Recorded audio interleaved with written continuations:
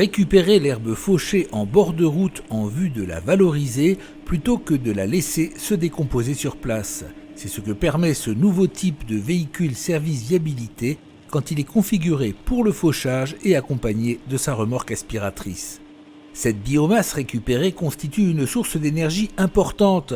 En méthanisation, une tonne d'herbe va permettre de produire l'équivalent énergétique de 75 litres de fioul ou 2 mois d'électricité pour un habitant français.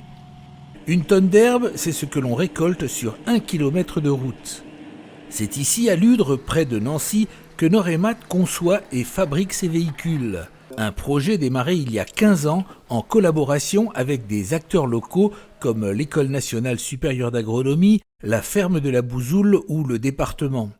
Ce concept ne se limite pas à la production d'énergie. Il participe activement au retour de la biodiversité le long des routes, limite la prolifération des plantes invasives, les engrais obtenus par compostage ou digestat réduisent le recours aux engrais chimiques. Et les économies réalisées sont conséquentes. Puisqu'on enlève la matière, le fossé ne se bouge pas. Vous économisez sur les frais de curage, vous économisez sur les risques d'inondation. On réduit le coût d'entretien de la route au global de 20%. Cette démarche, elle se finance largement à 5-7 ans.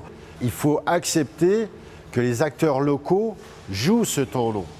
Pourtant, il n'est pas toujours facile de convaincre car le process de fauchage doit être revu dans son intégralité.